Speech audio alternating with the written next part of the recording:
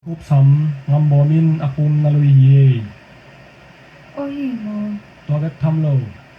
leng to hoi tang thu sunga leng to hoi kisilin to le asam jang tuin na tai akhang nam pek pana ko mang pan na muin azial zial le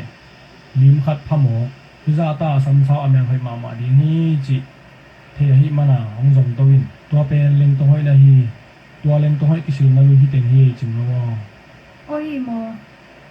tôi lệ, ấy dòng trình khúc lệ ngắm bom băng in, và sắm lồng khát dìa lên, hi lùi à, hi phùm điang mo lệ, to bang ho hai pa pa ko chim no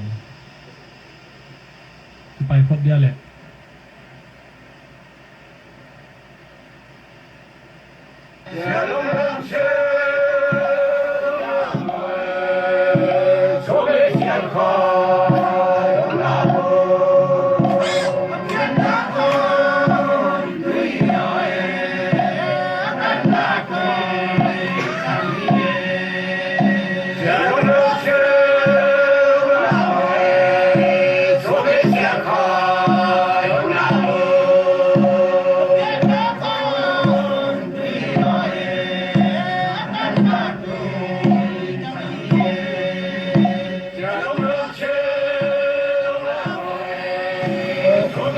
bang kichi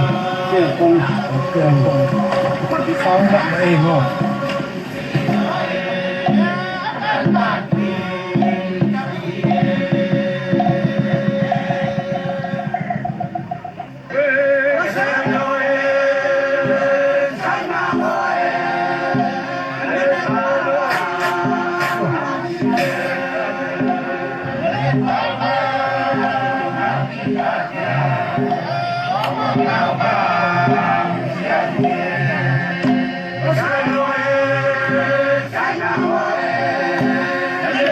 kita bang ini ama sa